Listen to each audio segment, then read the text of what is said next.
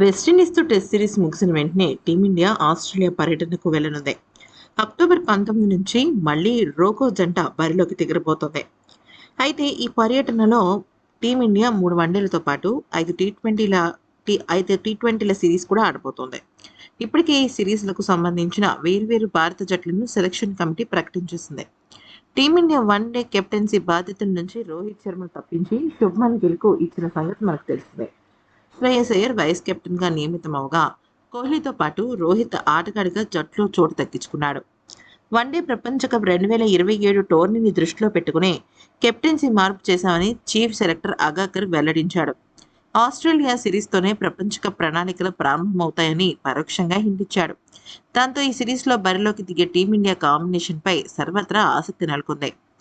Kohli, Rohit reentry నేపథ్యంలో జట్టులో చోటు దక్కించుకునే ఆటగాళ్లెవరు, బెంచ్కు పరిమితమయ్యే ప్లేయర్స్ ఎవరు అనే విషయంపైన కూడా చాలా పెద్ద చర్చ జరుగుతోంది. కెప్టెన్ శుభ్మన్ గిల్తో కలిసి రోహిత్ శర్మ ఓపెనింగ్ చేస్తాడు. విరాట్ కోహ్లీ వన్డౌన్లో యథావిధిగా ఆడతాడు. అయితే శ్రేయస్ అయ్యర్ 4వ స్థానంలో బ్యాటింగ్ చేయగా వికెట్ కీపర్గా కేఎల్ రాహుల్ ఆడుతున్నాడు. పేస్ ఆల్రౌండర్గా నితీష్ కుమార్ రెడ్డి, స్పిన్ ఆల్రౌండర్గా అక్షర్ పటేల్ అవకాశం దక్కించుకున్నారు. మహమ్మద్ సిరాజ్, హర్షదీప్ సింగ్, హర్షిత్ రాణాలు పేస్ బాధ్యతలను పంచుకోనున్నారు. ఇక జస్ప్రీత్ బుమ్రాకు ఈసారి ఖచ్చితంగా రెస్ట్ అయితే దొరికిందన్న విషయం మనకు తెలిసిందే. హర్షిత్ రాణాకు ప్రసిద్ధి కృష్ణ నుంచి మంచి పోటీ అయితే ఉంది. కానీ గంభీర్కు ప్రియశిష్యుడు కావడంతో అతనికి అది కలిసి వచ్చే అంశం. స్పెషలిస్ట్ స్పిన్నర్గా కుల్దీప్ యాదవ్ బరిలోకి దిగుతాడు. సుందర్, ధ్రువ్ జురెల్, యశస్వి జైస్వాల్కు మాత్రం ఈసారి కొద్దిగా నిరాశయే ఎదురవ్వచ్చు.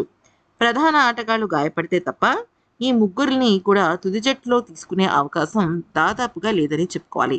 మరి ఒకసారి తుది జట్టు అంచనా కనుక చూసినట్టయితే శుభమన్ గిల్, రోహిత్ శర్మ, విరాట్ కోహ్లీ, శ్రేయస్ అయ్యర్, కేఎల్ రాహుల్, నితీష్ కుమార్ రెడ్డి, కుల్దీప్ యాదవ్, అక్షర్ పటేల్, సిరాజ్, హర్షదీప్, హర్షిత్ రాణా. ఈ వీడియో నచ్చితే లైక్ చేసి సబ్స్క్రైబ్ చేసుకోండి.